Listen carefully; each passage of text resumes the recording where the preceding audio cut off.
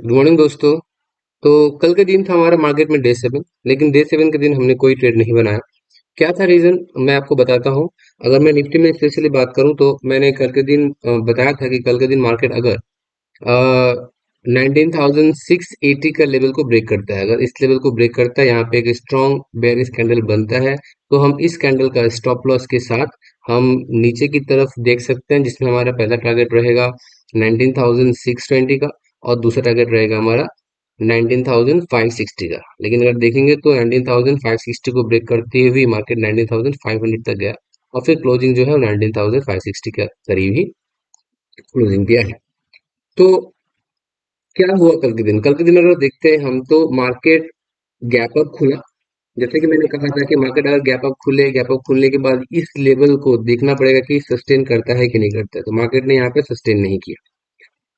Market यहाँ 19,680 पे आया। मैं यहाँ पे सोच रहा था ट्रेडिंग करूं, लेकिन क्योंकि यहाँ से यहाँ पे अगर देखेंगे आप तो कोई ब्रेकडाउन का कोई कैंडल नहीं है। इसके यहाँ पे सपोर्ट लेके मार्केट फिर ऊपर की तरफ गया और जब दोबारा मार्केट इस जगह पे आया, क्योंकि तब तक ऑलरेडी करीब 1.5 घंटा हो चुके थे मार्केट में, और मार्केट में मैं 10:45 या फिर 10:40 के बाद कोई ट्रेड में नहीं रहना चाहता हूँ, क्योंकि उस समय स्पेशली कल हमने गिरावट हमें देखने को मिला। लेकिन आप अगर ज्यादातर समय देखेंगे तो 10:45 के बाद या 10:40 के बाद करीब 2 बजे तक मार्केट में मूवमेंट नहीं रहता है और मार्केट में साइडवेज रहने का चांसेस बहुत रहता है।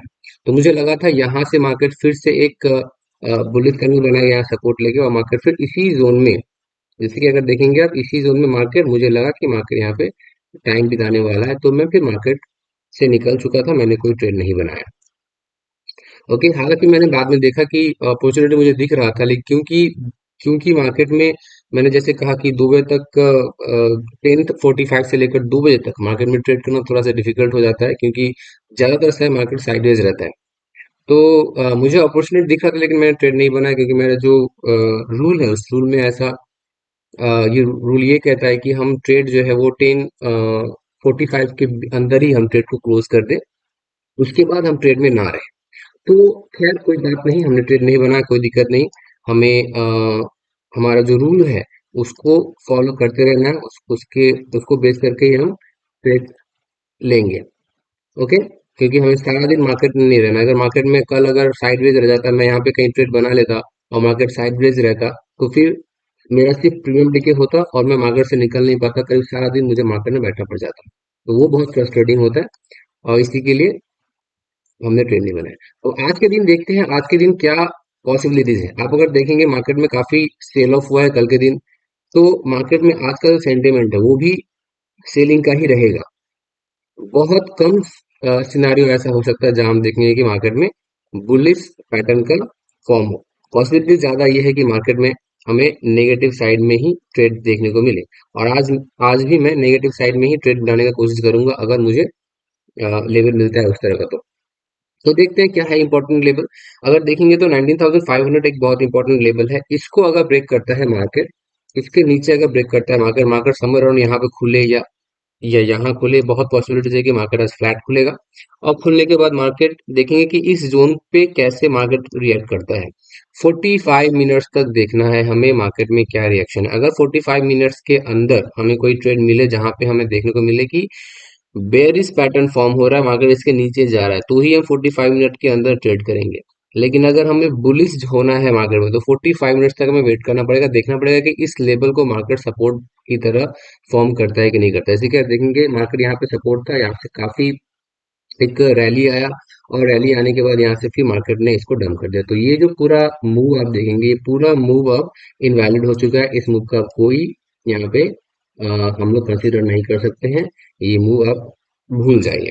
अब देखेंगे कि इस जगह से क्या नया मूव हमें ऊपर की तरफ मिलता है, या फिर अगर नीचे की तरफ हमें जाना हो तो मार्केट को इस लेवल को ब्रेक करना पड़ेगा 19,500 को। अगर इस लेवल को ब्रेक करता है तो हमारा पहला टारगेट हो जाएगा 19,420, और दूसरा टारगेट हो जाएगा 19,000 हमारा 380।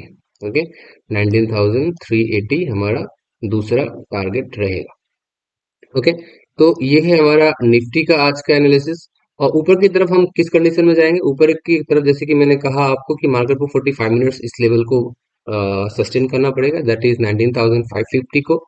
और अगर 19,550 को सस्टेन करता है, इसके ऊपर कैंडल रहता है, कैंडल क्लोजिंग आपको देखना बहुत जरूरी है कि 19 था, जैसे कि 45 मिनट्स का मैं बात कर रहा हूँ, अगर 45 मिनट्स में 19,550 के ऊपर ज्यादातर क्लोजिंग रहता है 5 मिनट्स का, 5 मिनट्स का जो कैंडल है वो ज्यादातर अगर 19,550 के ऊपर क्लोजिंग देता है 45 मिनट्स तक, तो ही हम बुलिश हो सकते हैं।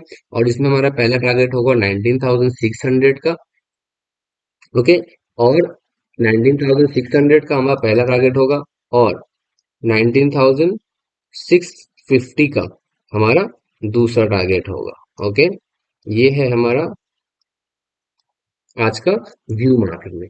और अगर हम बैंक निफ्टी की बात करें तो बैंक निफ्टी पे अगर देखेंगे तो 19,000 सॉरी 44,200 एक इम्पोर्टेंट सपोर्ट है जो हमें देखने को मिल रहा है पहले से ही।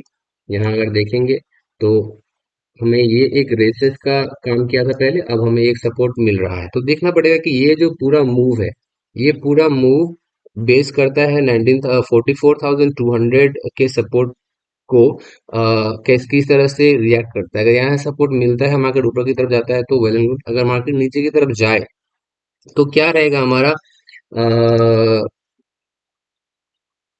टारगेट यहाँ पे।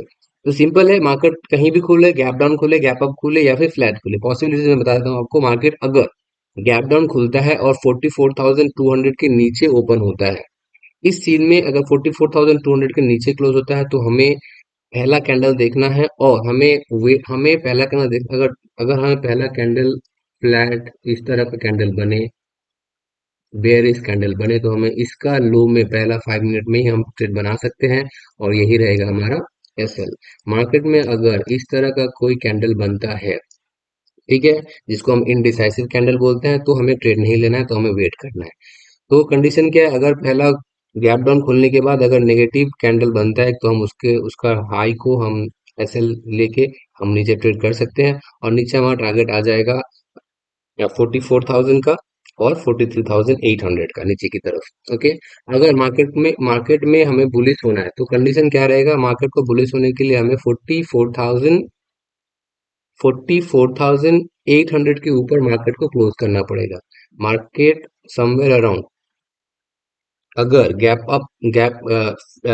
फ्लैट खुलता है, फ्लैट खुल के या फिर गैप अप खुल के भी मार्केट इस लेवल को 45 मिनट्स तक, मैं बारह बोल रहा हूँ कि अगर हमें बुलिश तभी होना है जब हमें देखना है कि 45 मिनट्स तक कैंडल जो है वो इस तरह का ऊपर की तरफ फॉर्मेशन बना रहा हो, और ये जो 44,800 का इंपॉर्टेंट लेवल है, इसको जब मार्केट क्रॉस करे तो ही हम बुलिश हो सकते हैं, नहीं तो बेरिश होने के चांसेस ही ज्यादा है। क्योंकि मार्केट में अगर देखेंगे आप तो काफी अच्छा फॉल आया है कुछ दिनों में।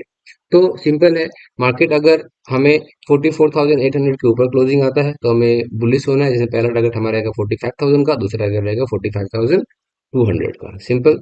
अगर मार्केट यहाँ से 44,200 को ब्रेक करता है तो हमें देखना पड़ेगा कि 44,200 को ब्रेक करने के बाद क्या यहाँ पे दोबारा 44,200 को सपोर्ट बनाने की कोशिश कर रहा है कि नहीं, या फिर देखना पड़ेगा कि अगर पहला 30 मिनट्स तक मार्केट इसके आसपास ही नीचे की तरफ कैंडल का क्लोजिंग दे रहा है तो हम आराम से यहाँ पे नीचे की तरफ जा सकते हैं।